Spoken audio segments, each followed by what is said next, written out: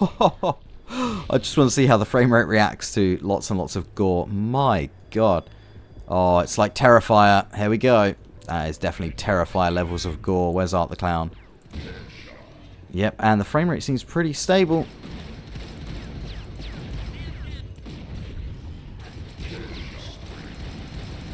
I think not only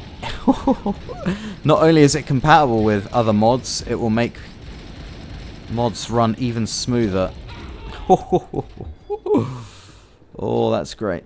That's good. I've brought it to 2.14 reactive. Today we are looking at Unreal Tournament version 469e, release candidate 4, released on December 16th, 2024. This is of course made by the people at OldUnreal.com, and it has a major set of updates since 469d, which was released on December 11th, 2023. So they've added a whole ton of extra quality of life updates to the Unreal editor. I'm not the best person to talk about that, but that's a great thing to add for if you're obviously making maps and mods and stuff. The Windows patches now include 2 DirectX 11 based renderers, Metallica Fans 212's Icebind X11 and DP Judas's D3D11 driver. These renderers offer great performance, low input latency and lots of features, but they will only work with the more recent versions of Windows and require a somewhat recent GPU. Pretty much anything decent beyond 2009 you should be okay. And there's also compatibility with Apple GPUs now. There's now a renderer that will work with the Apple Metal API, which is quite funny because we've come full circle, because there was originally a Metal API on Unreal Tournament 99 for S3. Now there's another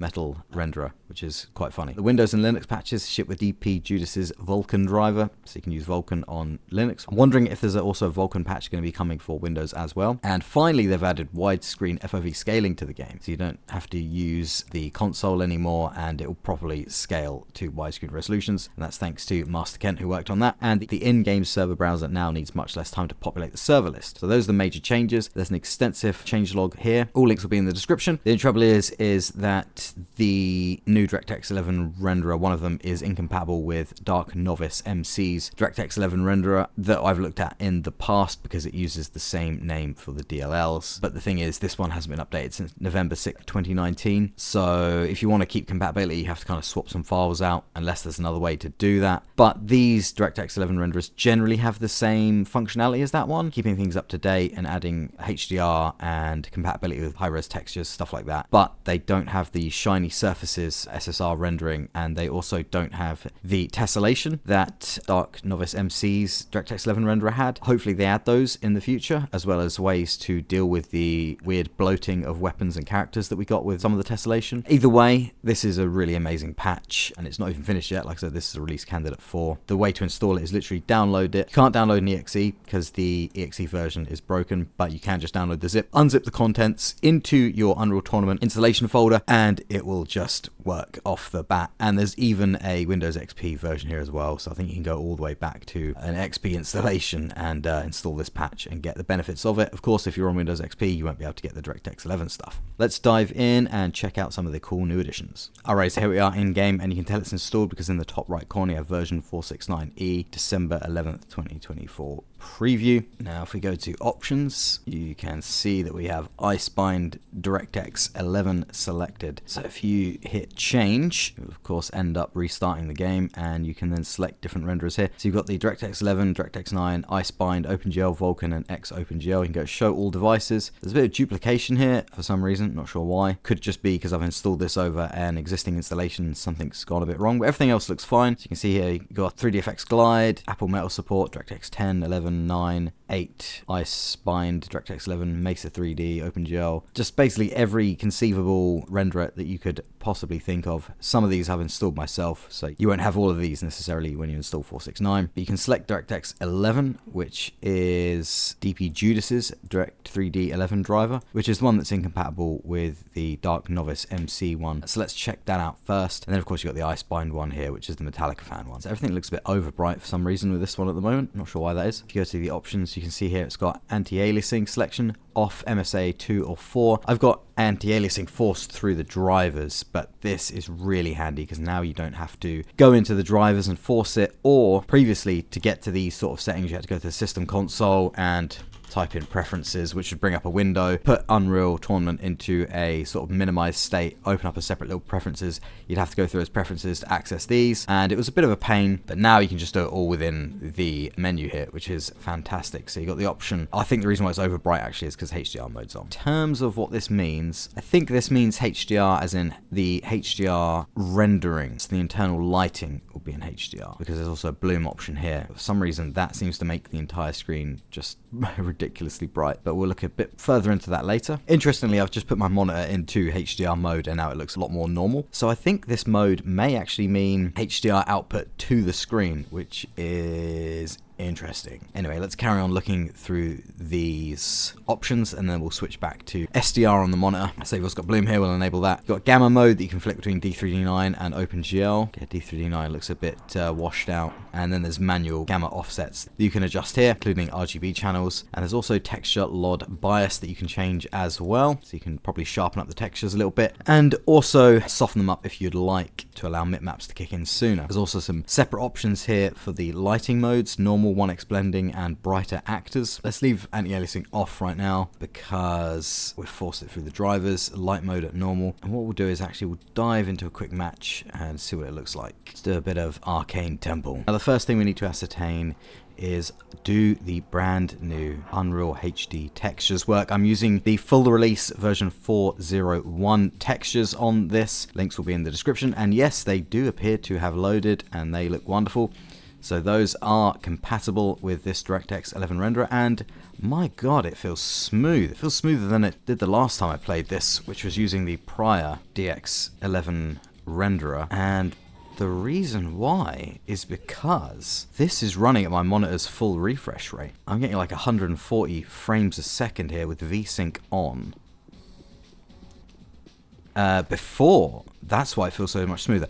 Because before, it would be limited to 98 frames a second, because when I'm using HDR 4K and with full uncompressed RGB output, that's the maximum refresh rate you can get out with the current version of DisplayPort that's on this monitor. Now, other games that don't use HDR, of course, have more free bandwidth to do 144 Hz, but Unreal Tournament was always stuck at 98 Hz. Now, this appears to have picked up on the monitor's full refresh and has allowed it to go to full 144 Hz, although it says it's 138 frames a second there. So this is why it feels so smooth. And also the last time on the previous DirectX 11 renderer using the HD textures, I was getting some stuttering, but now I'm getting no such thing. And this is absolutely a flawless experience. Yeah, definite benefits. Full HD textures.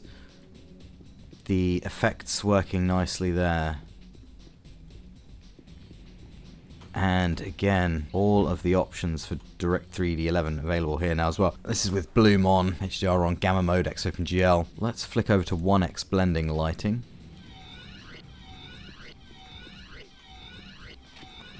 And that makes everything quite dark. So I'm probably going to flick the monitor's HDR off right now and go back to SDR so that it's not too dark on the recording. Alrighty, so I've just been looking at the GitHub for the UT99 DirectX 11 driver by DP Judas, and the latest version that they've released that I don't think is currently on the 469 patch actually supports Vulkan D3D12 and D3D11, so I may try and download this individually and see if I can get D3D12 running with Unreal Tournament 99, which would be incredible. But until then, I just want to look at the description of the settings. So you've got the light mode here, normal, which is the default rendering. 1x blending halves the brightness of all the light maps, effectively makes the actors brighter relative to the world. And then there's brighter actors, which doubles the brightness of the actors instead of making the light maps dimmer. So this isn't really too much of a technical thing, so I'm just going to leave it at normal. As gamma offset, of course, gamma mode, using the different render devices for the gamma calculations. And there's an explanation of HDR here, which is in fact HDR out to the monitor, not just HDR lighting. So that's why we were getting quite bright output with the monitor HDR off, but this on. So we'll leave this off for now and just leave the monitor HDR off as well. And of course the other settings here as well, which we pretty much already know. Also must mean that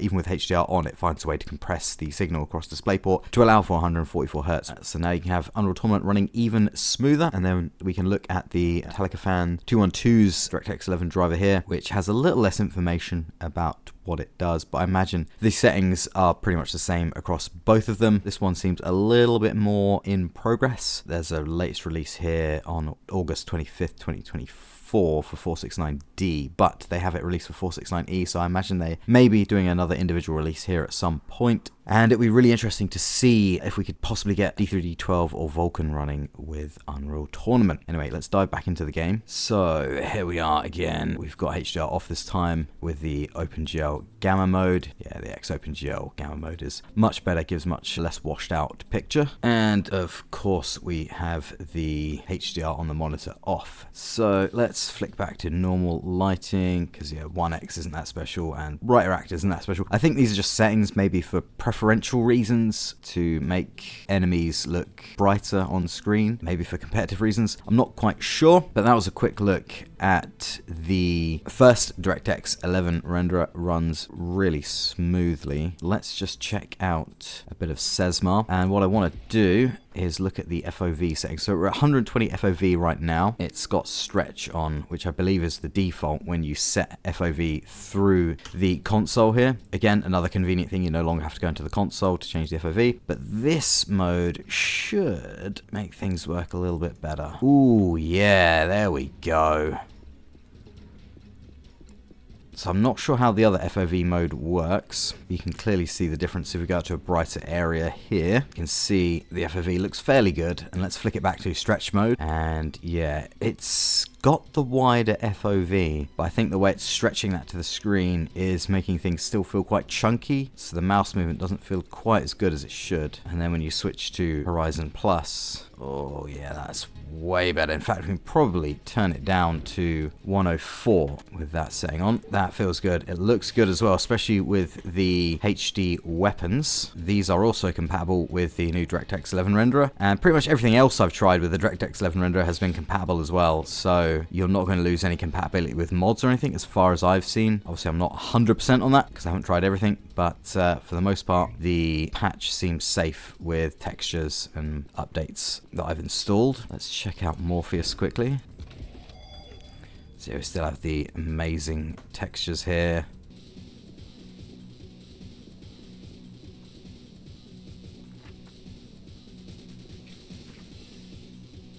And also a bit of Phobos. And yep, the amazing HD 4K textures are all working really nicely. So the game looks amazing. It looks a little bit darker with the DX11 renderer, but I imagine actually you can lighten it up by clicking to D3D9 Gamma, which washes this out a little bit more, but makes the actual in-game bit brighter. There you go. Because it really washes this out, but actually in-game it doesn't look so bad. Oh, it feels so good running this at 140 hertz. My God. It feels really, really amazing. And I just went to try X-OpenGL on previous installation that I had for testing the HD beta textures on, and it felt really delayed and laggy. So upgrading to this new renderer really smoothed things up, not just because of the higher refresh rate, but just feels more responsive. And the better FOV settings allow you to see more of the weapons, so you see a slightly different look of all the different weapons, especially with the HD skins and weapons. It's really cool. Wonderful stuff. So what I'm going to do now is exit out, and I'm going to change to the other D3D renderer. So here we are. Let's go to the Icebind DX11 and dive in.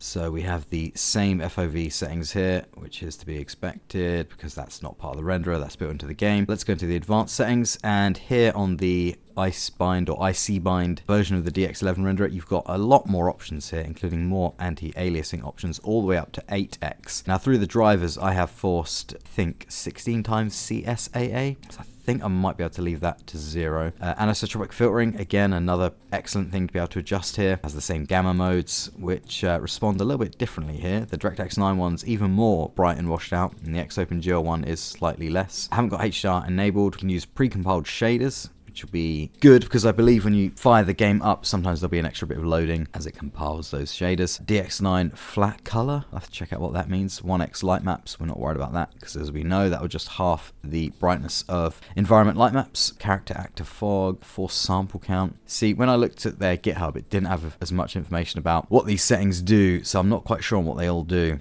But we are going to have a play around with some of them. 3D line thickness, flat color. That'll be an interesting one to see. Let's dive in and see what frame rate we get. Let's go to a bit of Lava Giant.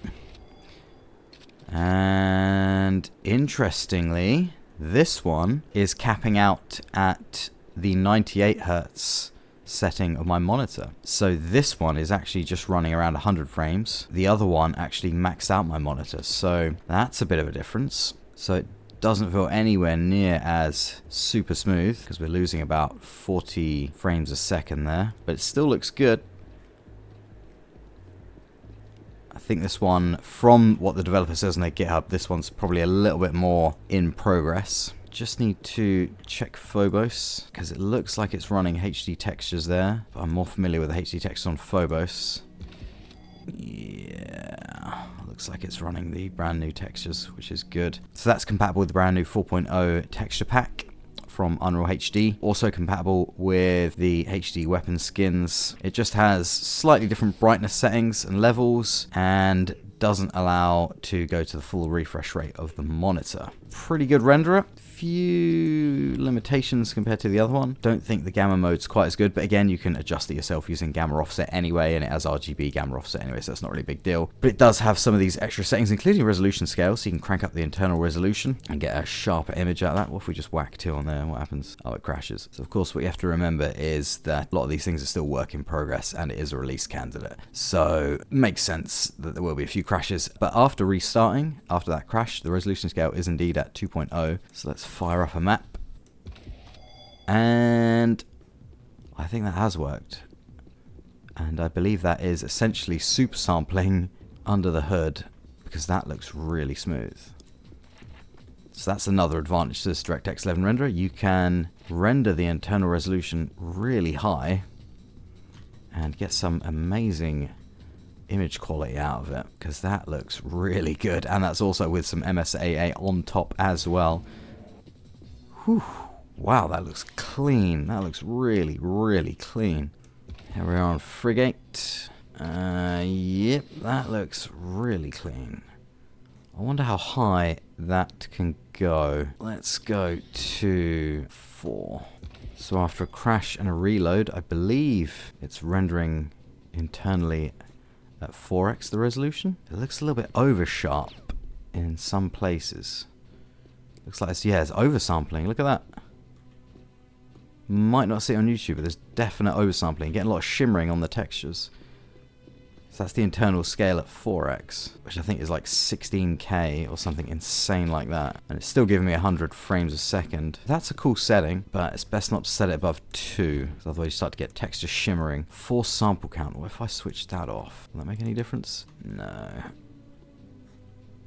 I'm not sure what force sample count means. Again, the GitHub was a bit limited on some of the options. Hopefully the dev updates the GitHub README with a few bits more information on what these settings do. VSync's off. I think I have VSync on in the drivers anyway, so I don't think that'll make much difference. And if we go to the DirectX 9 gamma mode, even brighter.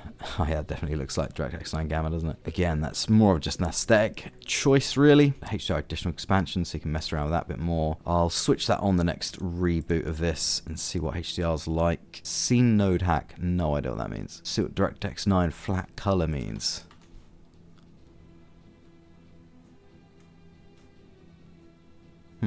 Switch it back off. Not quite sure what that does either. Again, the main things missing here are the tessellation from the other DirectX 11 renderer and SSR. But again, hopefully these things get added in at some point with a few more extra controls to balance the SSR as well as set up the tessellation to work nicely with different models so that you can prevent over bloating What I would like to see, ideally, is a sub-menu here where you can select all the different models and adjust the amount of tessellation on them, rather than having to use a config file. That would be really cool to prevent that bloating, or some other method of getting around that. And maybe even a way of determining surface types for applying SSR. Oh, the other thing missing as well, of course, from the previous DirectX 11 renderer that we've looked at in the past, is there's no normal mapping on the water here. That was one of the really great things about the other DirectX 11 renderers, that you then have reflections from an environment map in the water here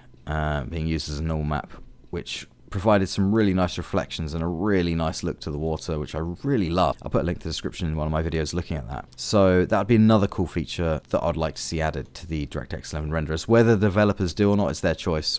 But it'd be really cool to have that in as an option, and again, tweakable under this menu. The only other thing I'll say about this menu is that some of the text overwrites here and you can't expand it out. So that'd be good to fix that to make it a little bit easier to read. Anyway, let's turn the resolution scale back down to 2. Let's turn HDR on. All right, so here we are after a reset with HDR enabled.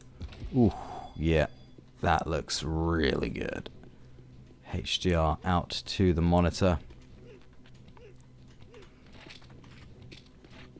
Let's see if we can adjust some of the settings. HDR white balance and nits 240. Crank that to 500. Whoa, there we go. Okay, that made it brighter. Let's go 350 on that one. 400 actually. Additional white expansion 1.2. Let's try that. Whoa, yeah, look at that. Whoa. That won't come across as well on YouTube, but here that is certainly adding some really nice HDR output. Haven't seen much of the bloom yet. Maybe a very subtle implementation of bloom. In fact, it doesn't seem like bloom is enabled on this one. God damn, that looks like a clean image. Okay, let's switch back to the other DirectX 11 renderer. Gamma mode, D3D9. Again, still quite a bit darker than the other one. Let's crank up the bloom to the max. And then we'll load up some Morpheus. Just want to see if I can get a look at this bloom. Classic light coronas. Just can't see where the bloom's coming in, so that may actually not be working, or it may only work with HDR mode on, or it's just a very, very subtle bloom. The only way to find out for sure would be to turn on dark match, I think. Oh no, yeah, I can't see much bloom going on. That's strange. There is actually a shiny surfaces setting here. Let's see if we can actually find some of these shiny surfaces. I'm just trying out a bit of Chaos UT here, and also trying to find shiny surfaces. Couldn't find a shiny surface on Frigate. There's some of the Chaos UT bot noises there. So shiny surfaces should... oh boy. Should be, yeah, giving some shiny surfaces, but I haven't... oh, wait. Oh no. I thought I saw a shiny surface, but I didn't. So I don't think shiny surfaces is working on this renderer yet. In fact, it's not even mentioned on the GitHub page. There's no shiny water, there's no shiny metal or mirrored surfaces or anything like that.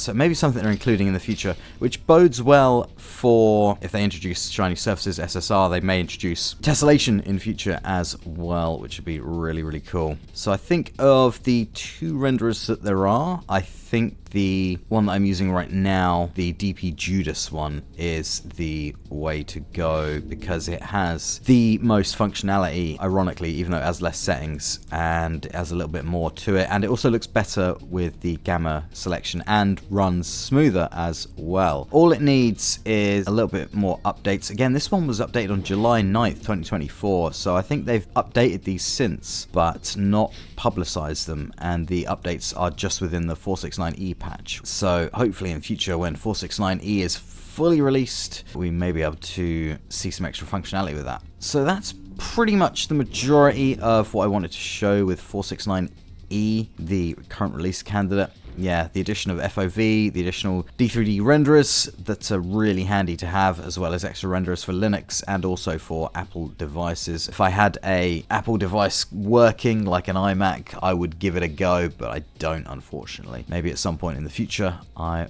will be able to do that. Just having all these extra settings is amazing. I would just like this one to have all the extra settings that the other renderer has as well, because that'd be really cool, you know, like extra anti-aliasing settings, the anisotropic filtering settings, stuff like that. That'd be amazing to see. Let's see if we can actually open the multiplayer. Ooh, here we go. Look at that little news tab there. That's very, very cool. Populated servers. That loaded pretty quickly. And I believe 469e is compatible with everything all the way down to the very earliest versions of the game. So you can still see some people here running 451 and stuff like that. And there's still plenty of servers here, which is really awesome to see. I may try running my own server at some point. The main problem I had when running my own server before was that I could never get it to appear in this list here. Maybe 469e has fixed that, because that was a long time ago. Alrighty, so we know Chaos UT works. Let's add some bullet time in. Oh yeah, infiltration. That's another thing I may try, is to try and get the total conversion infiltration working with the 469 patch. That would be a really interesting thing. And I want to do a video on infiltration anyway, so I'll check that out in another video. Oh, Gnarly Weapons. Right, let's do that. Let's go capture the flag, FaceOnLava, bullet time 3, Gnarly Weapons 3, and Ultra Gore. This is something we haven't done for a good few years. It's been nearly 5 years since I've done a video on Gnarly Weapons 3. Wow. I wonder if there'll be a Gnarly Weapons 4. Nice little quote from the Matrix there. Similar to the programmed reality of the Matrix. It has the same basic rules like gravity. What you must learn is that these rules are no different than the rules of a computer system. So it appears that Gnarly Weapons 3 will work just fine with 469. So let's add some bots in.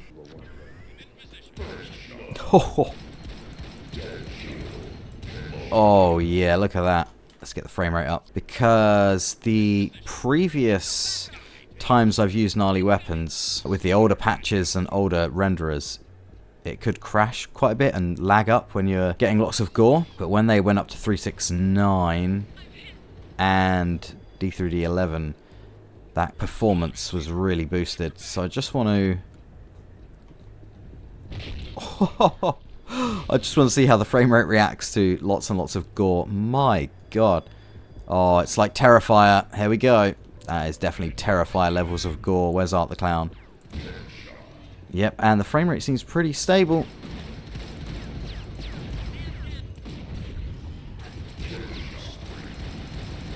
I think not only not only is it compatible with other mods, it will make mods run even smoother. Oh, that's great. That's good. Let's see if we can find a absurdly powerful weapon. The level 1 nuke, that will do. So yeah, if you've got a huge UT installation, the new 469 patch should work well with it. It should just be drag and drop, and it should be all good. And you'll get better performance out of it as well. Now these nukes are pretty huge. Oh, and the frame rate... Oh, the frame rate did dip there. Oh, the frame rate almost cut in half on that one. So yeah, no matter how much you patch it, the Gnarly Weapons nukes are still so powerful, they'll still cut your frame rate in half. There's a slight grey box around the crosshair there, but that may be a fault of Gnarly Weapons rather than the patch. I need to see if there's an update to Gnarly Weapons 3. Ooh, yeah, look at that. Okay, we've got this bad boy. Let's plant this down. Oh yeah, this is gonna blow up big. About 30 seconds to get out of here. Although I think when that sort of bomb goes off in Gnarly Weapons 3, it doesn't matter where you are. Oh, there we go. Frame rate. Let's do the frame rate check. Whoa! 30 frames a second. 29 frames a second. Wow. So yeah, I think that's just real deep limitations of the engine there. And also just how insane the weapons are on this. It's always going to take that frame rate down. Although it used to take the frame rate down even further. Alright, here we have a nuke level 3. Let's fire this off. It's just a bit of an... It's just a bit of an excuse for me to mess around on Gnarly Weapons 3 for the first time in about half a decade. Obviously, I can't try every mod, but if it works on Gnarly Weapons 3, it's probably going to be okay. What we can do, though, is flick over to Final Face and switch off Gnarly Weapons 3, but do Gnarly Weapons 2, a much older mod. So, yep, it works fine with Gnarly Weapons. Even Gnarly Weapons 2, which is ancient. So that, again, bodes well for, oh boy, for its compatibility. So the bullet time doesn't really work with the weapons on Gnarly Weapons. So let's flick over to standard weapons and let's go to Gothic. And then what we'll do is, so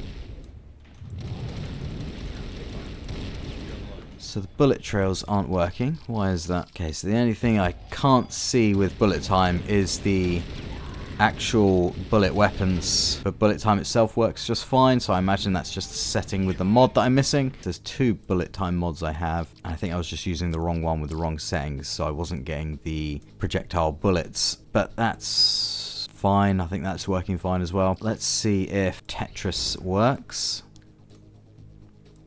Yep, Tetris works in the main menu. That's good. That's a key one. So yeah, as I say, the 469e patch appears to be compatible with pretty much all existing mods and renderers, as well as texture packs. So there we have it, just a quick little video on 469e. They're quite compatible with existing mods and graphical updates such as the textures and stuff like that, so that's really cool to see. It should just be a drag and drop into your installation. Better ways to play online, quality of life to the Unreal editor, renderers added, just generally improving the game. I'm just hoping they update the D3D11 renderers a little bit more to add in some of the functionality that is missing from the original DirectX 11 renderer that we've looked at before, or they allow the ability to select this one as well. All links will be in the description. It's really cool to see this. Go check out OldUnreal.com. Some very talented people there, as I say, continuing to work on the game and keeping it alive. I'm not sure if there's an additional patch coming for Unreal. Can't remember the last patch I looked at for that, so I may do a video on that at some point to make sure I'm up to date with the latest patch on the original Unreal, as well as trying to get the RTX renderer to work on Unreal, so keep an eye out for that video as well. Until then, leave a like, leave a comment, let me know what you think, subscribe, hit the little bell, really helps. Thanks for watching,